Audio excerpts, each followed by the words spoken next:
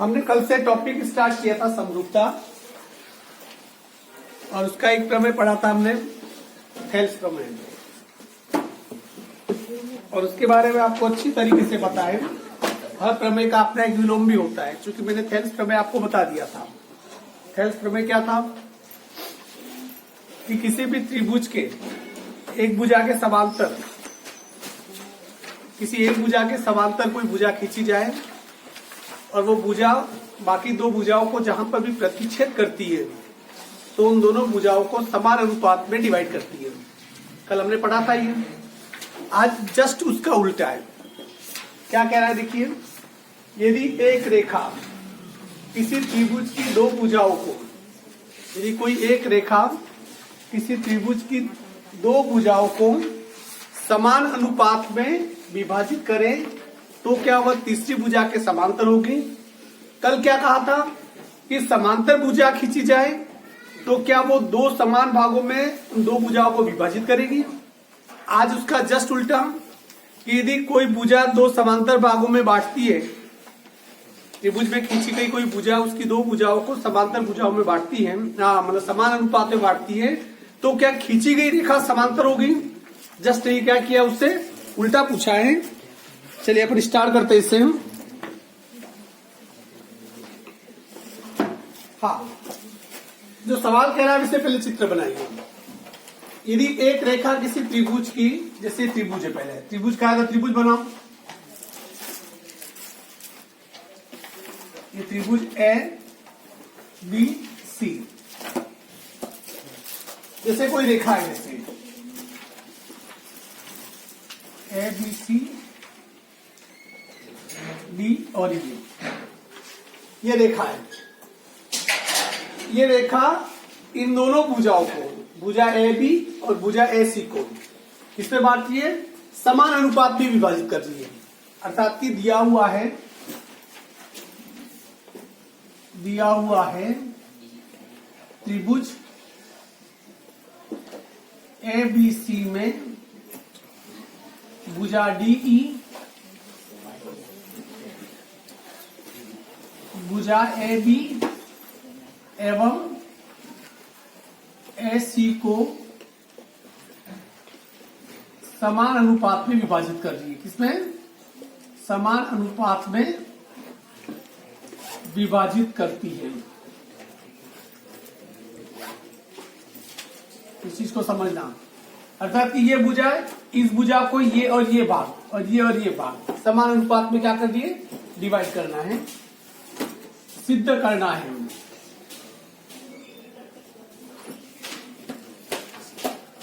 सिद्ध इसको यदि इसमें दिया हुआ में इसको यदि लिखे तो इसका मतलब ये दिया हुआ है एडी अपॉन बी डी बराबर ए अपॉन सी, अर्थात कि ये इन दोनों का अनुपात इन दोनों के अनुपात के बराबर है। ये हमें क्या कर रखा है, इससे दिया हुआ है। क्लियर। अब सिद्ध करना है। क्या सिद्ध करना है, जैसे ये जो डी भुजा, इस भुजा को एल मान लो, सिद्ध करना है। क्या सिद्ध करना है, एल पैरेलल बी सी,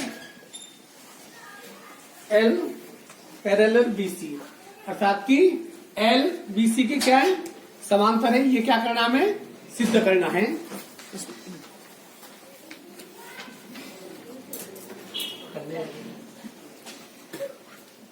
अर्थात कि ये भुजा इस भुजा के समांतर है, इसे हमें सिद्ध करना है। देखिए, इसको किसी भी विधि से यूं सिद्ध नहीं किया जा सकता है। हम एक संभावनाओं को लेके चलते हैं। उत्पत्ति सीधा दे रहा हूं मैं।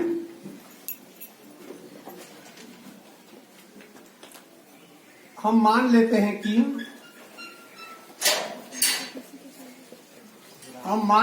कि DE नॉट पैरेलल BC। देखो, ये इसके समांतर है। ये आपको पता कैसे चलेगा, आपके पास कोई औचित्य नहीं है, इसलिए एक काम करें, हम ये मान लेते हैं कि चलो ये समांतर नहीं है। हम क्या मान लेते हैं, ये भुजा इसके समांतर नहीं है, और हम ये मान लेते हैं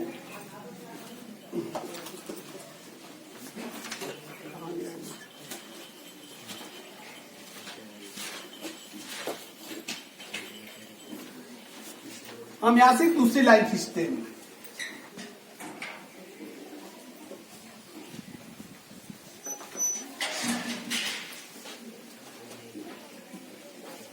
हम मान लेते हैं कि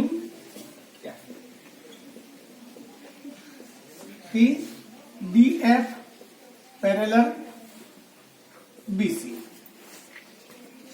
एक संभावना को, एक बात को सिद्ध करने के लिए हमें दूसरी काल्पनिक चीज लेनी पड़ेगी। हम यह मान लेते हैं कि जैसे कि ये और ये समांतर नहीं है, ये मान लेते हैं। इसका मतलब ये मान लेते हैं कि ये भुजा समांतर है, ये मान लेते हैं। हमने क्या मान लिया कि माना कि इसमें डीएफ क्या है, समांतर है। हम यदि ये सिद्ध कर लें कि ये इसके समांतर नहीं है, तो ये भुजा इसके ऊपर आके यदि डी के ऊपर आके संपाती हो जाए, तो इसका मतलब ये मान लेंगे कि इसका मतलब ये भुजा समांतर है। पर ये कैसे होगा, पहले यहां तक का जो चित्र किया है उसे देखिए, समझ लो इसे अच्छे ढंग से। हाँ, अब चूंकि इस सवाल के हिसाब से, ठीक है,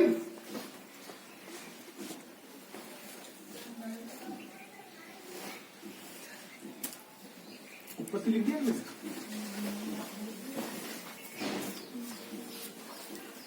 एडी अपॉन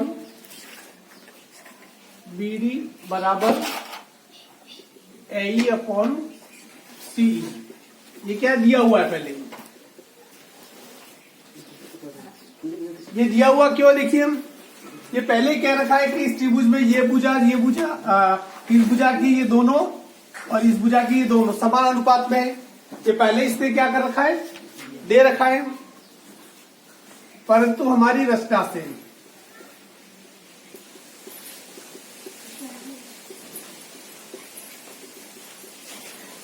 हमने ये मान लिया कि ये समांतर है।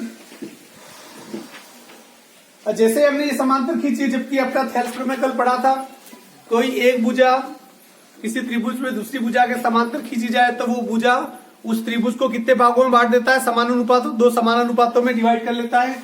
परंतु हमारी रचना से हम लिख सकते हैं कि एडी अपॉन बीडी बराबर एफ अपॉन एफ सी। हमारी रचना से तो यही हुआ। अब देखो ये नंबर 2, यदि ध्यान से देखें, एडी अपॉन बीडी का मान ए अपॉन सी है। यहां पर भी एडी अपॉन बीडी का मान क्या रहा है, एफ अपॉन एफ सी है।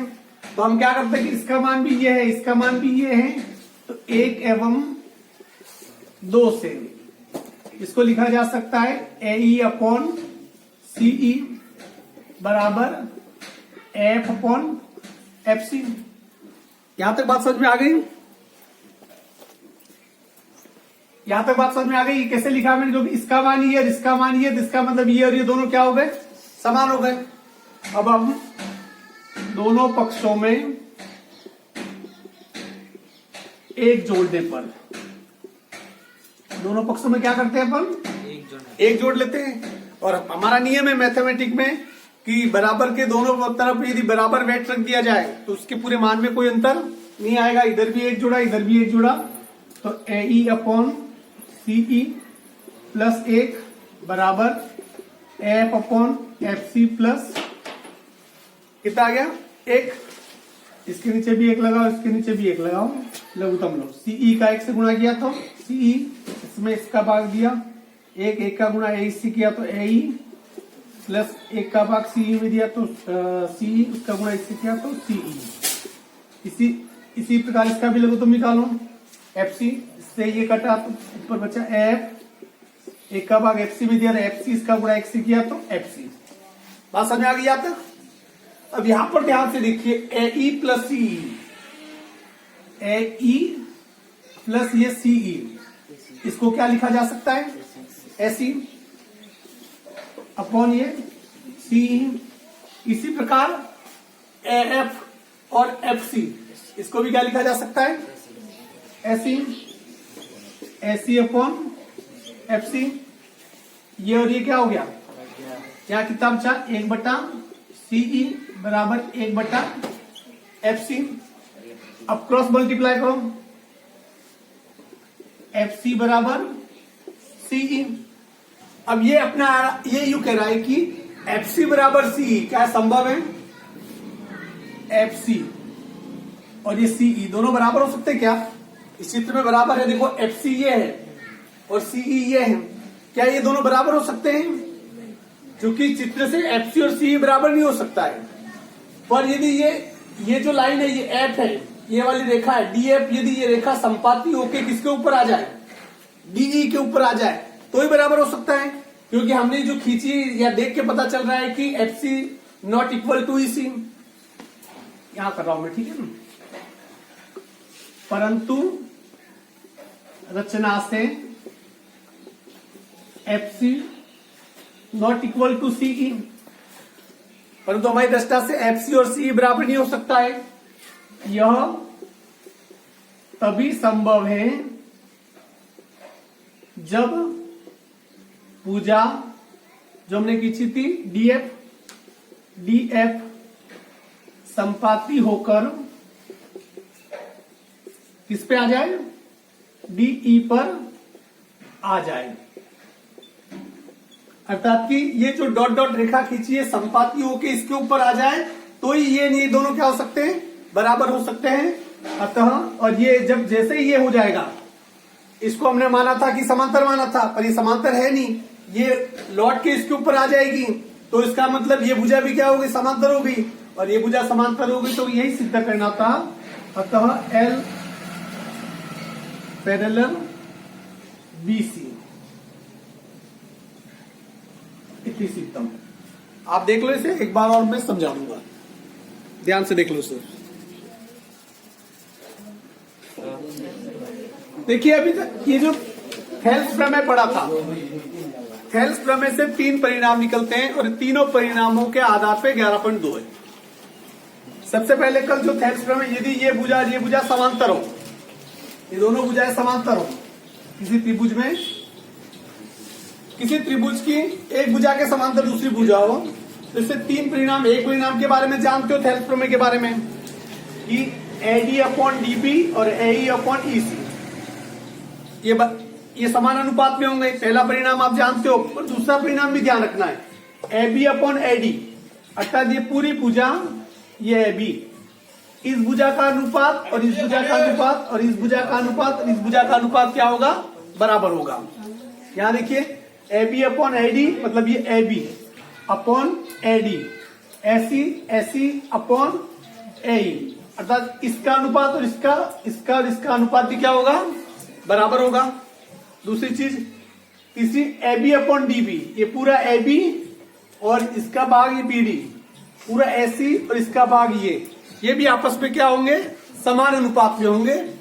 इस पे आधारित सवाल कैसे, देखिए आप 11.2 इन चीजों का उपयोग कैसे होगा, देखिए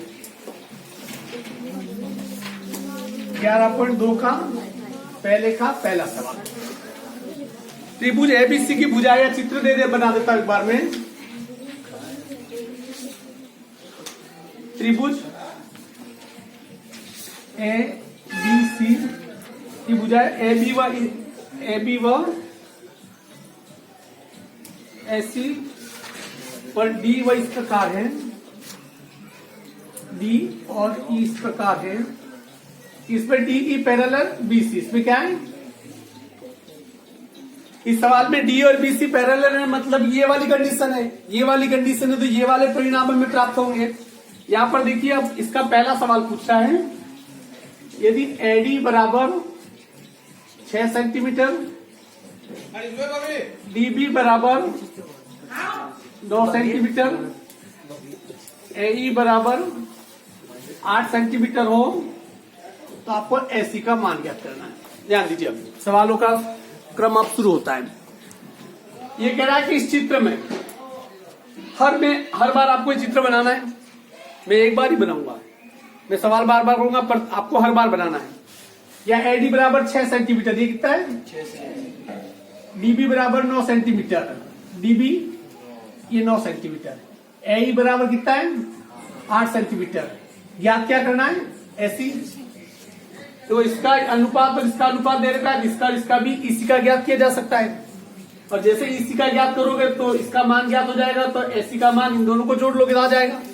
ठीक है, या आप दूसरे तरीके से भी कर सकते हो, सीधा ए बी को लेके 9 से 15 को लेके, पर अपने वैसे नहीं करना, आपने सिंपल तरीके से करते हैं। हम जानते हैं एडी अपॉन बीडी बराबर एई अपॉन ईसी, ठीक है।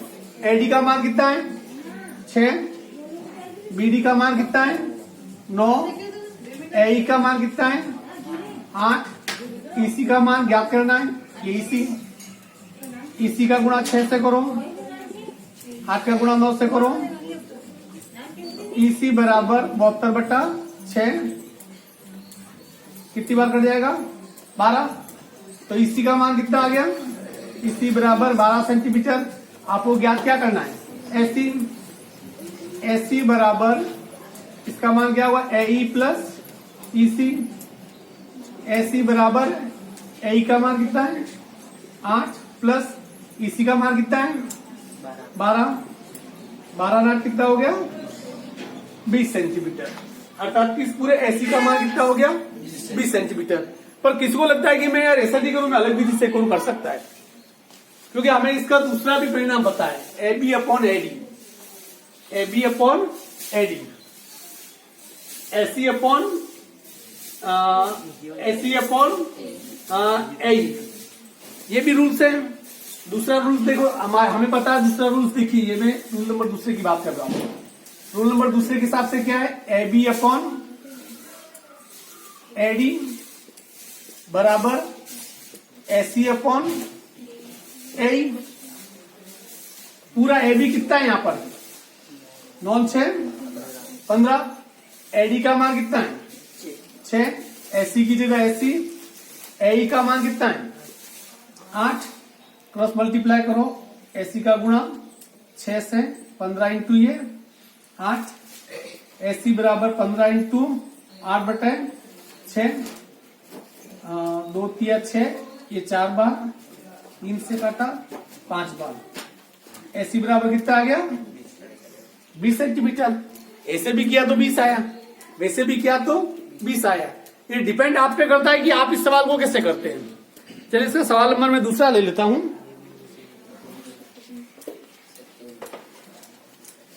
इसको तो वीडियो से घर जाके उतार देना।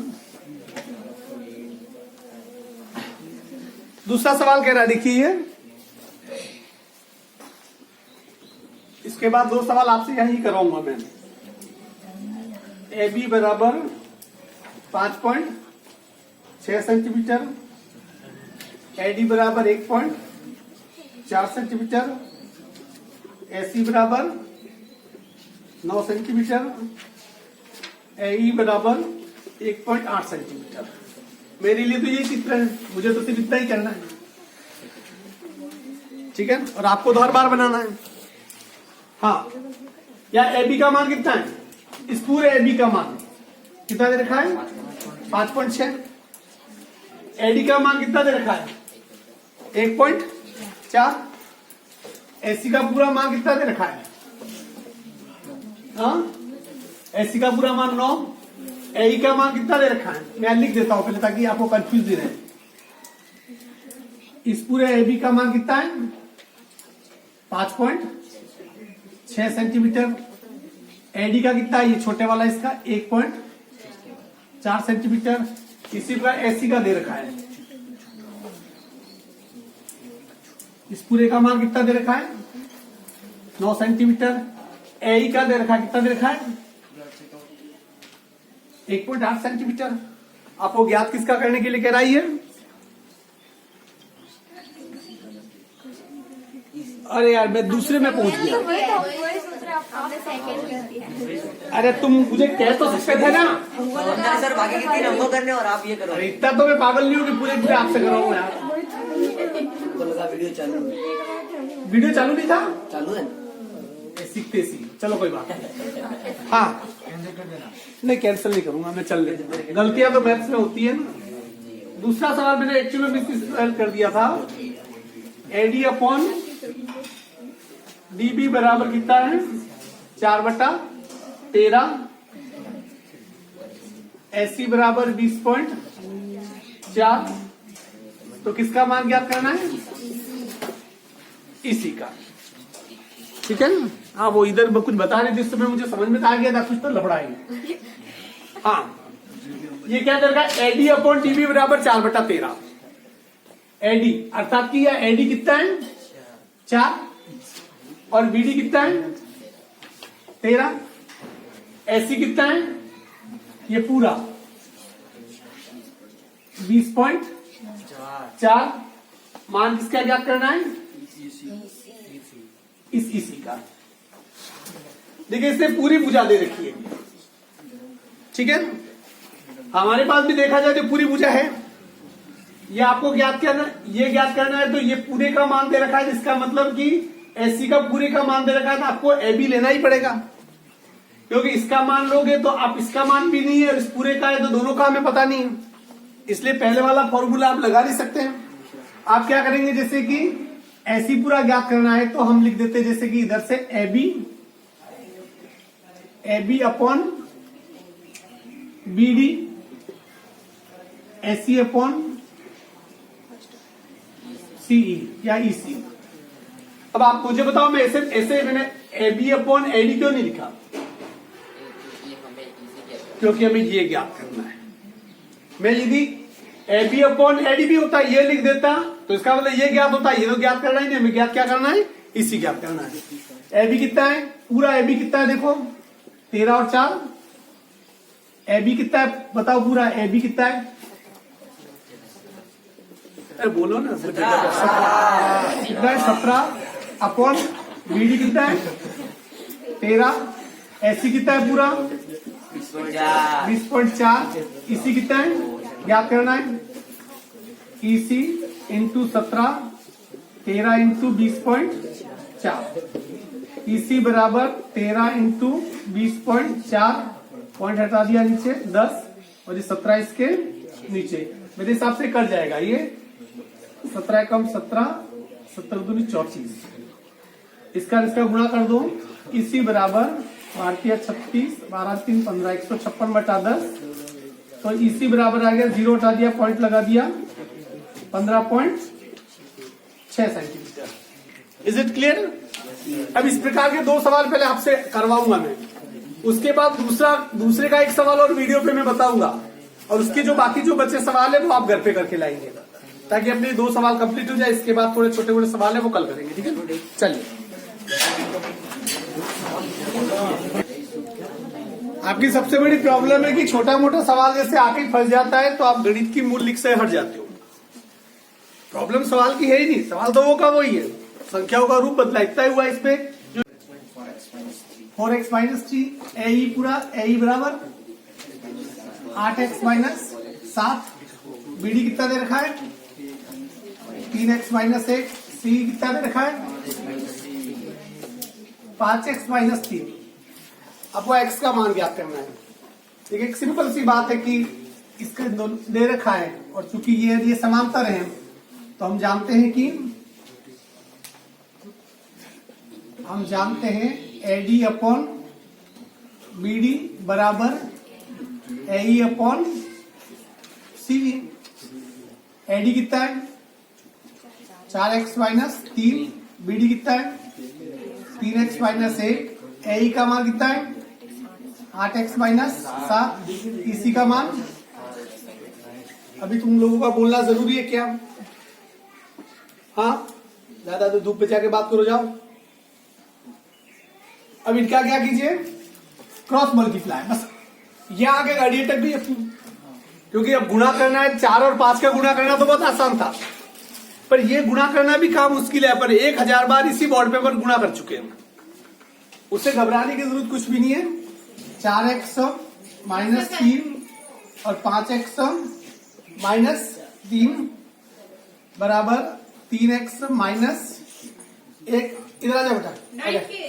हाँ, ये अभी 9 स्टार्ट होगा।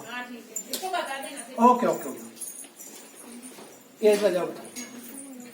हाँ, 4x - 3, 5x - 3, 3x - 1, 8x - 7। ये क्या करेंगे? मल्टीप्लाई। ठीक है ना? अब इसका गुणा ही तो करना है। अब गुणा करने में इतनी बड़ी प्रॉब्लम क्यों? क्योंकि आपने यहां तक आते आते हथियार डाल दिए। और यार ये तो सवाल बहुत बड़ा हो रहा है। अरे सवाल बड़ा हो रहा है, क्या है, गुणा ही तो करना है।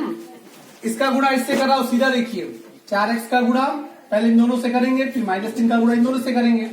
4x का गुणा 5 से किया तो 5 को 20x², 4x का गुणा -3 से किया तो 4 तिया 12x, फिर -3 का गुणा 5 से किया तो माइनस का 15x, -3 का गुणा -3 से किया तो प्लस का 9।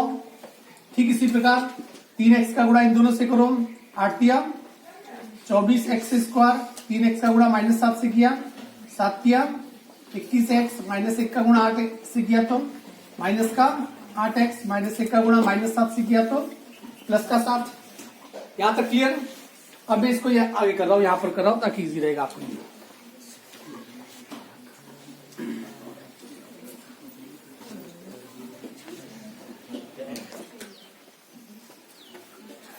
अब सभी संख्याओं को इधर ले आओ एक तरफ में, देखिए 20x², इधर का 24x² इधर है। एक काम कर रहा हूं क्योंकि माइनस का लफड़ा पड़ेगा, इन सभी को इधर ले आता हूं, ठीक है ना। जैसे 24x² -21x -8x प्लस 7, इसको आगे लिख दिया, इसको पीछे लिख दिया यहाँ। 20x² -12x -15x plus 9। मैंने कुछ भी नहीं किया, इसको इधर लिख दिया, इसको इधर लिख दिया, क्योंकि इसको इधर से इधर माइनस लाता तो माइनस की संख्या आगे आ जाती तो थोड़ी ठीक नहीं लगती, इसलिए। अब ये सभी संख्याओं को इधर ले आइए। जैसे 24x², x² के पास x² तो ये माइनस का 20x², ठीक है। फिर माइनस का ये 21x, माइनस का 8x, इधर ले आओ, माइनस का 12 इधर आके, प्लस का 12x, माइनस का 15 इधर आके, प्लस का 15x, ये प्लस का 7, ये प्लस का 9 इधर आके, माइनस का 9, इधर बचा 0, ठीक है। अब एक एक का पोस्टमार्टम करो। 24x² में 20x² हटा कितना रहा। अब यहां पर देखिए 21 और 8 29x माइनस के, 12 और 15 27x प्लस के, तो माइनस के 29x ज्यादा है, तो माइनस के 29x में से 27x प्लस के घटक कितना रहे, माइनस का 2x, -2 में 7 घटाओ, माइनस का 2 बराबर 0, ये आ गया। अब यहाँ पर 4x² -2x -2, इसके क्या करो, गुणनखंड करो, 4 दूनी, इसका गुणा 8 आता है, 2 का इससे टुकड़े कीजिए, गुणा करने पर 8 हो जाए, जोड़ने घटाने पर 2, 4 और 2, 4 में से 2 घटाओ 2 आ जाएगा, 4 का गुणा 2 से करो तो 8 हो जाएगा। फिर 4x² -4x प्लस 2x -2 बराबर 0। ये 4 माइनस का रखा जी, प्लस का क्यों रखा, क्योंकि 4 में से 2 घटाऊंगा तो माइनस की संख्या में से प्लस की बड़ी संख्या में से प्लस घटाऊंगा तो माइनस का रहेगा। इन दोनों में कॉमन निकाल दो, 4x, 4 से 4 कर दिया, x 4x का भाग दिया 1, दोनों में कॉमन 2, x -1 बराबर 0। तो कॉमन है बाहर निकाल दो, x -1, 4x प्लस 2 बराबर 4x और 2 को साथ में लिख दिया। अब या तो इसका मान 0 या इसका मान 0, वही द्विघात समीकरण। x -1 बराबर 0, x बराबर प्लस का 1, या 4x प्लस 2 बराबर 0, 4x बराबर -2, x बराबर -2/4, x बराबर, इससे ये काट दो, -1/2। तो इसके कितने उत्तर हैं, 2 उत्तर हैं, 1 और -1/2 आ रहा है। अब यहां पर देखिए घबराहट यहां से शुरू हुई, पर नहीं घबराते, और आपने जो टॉपिक पढ़ा हुआ द्विघात समीकरण उस पर यकीन रखते तो यहां तक सवाल आराम से क्या हो जाता। आज के लिए इतना ही। अब इंग्लिश पढ़ेंगे, 9, 10 दोनों कॉमन है। Is it clear. इसके जो कल वाले सवाल है करके ले आना, ठीक है। कल वाले बाकी सवाल कल देखेंगे अपन।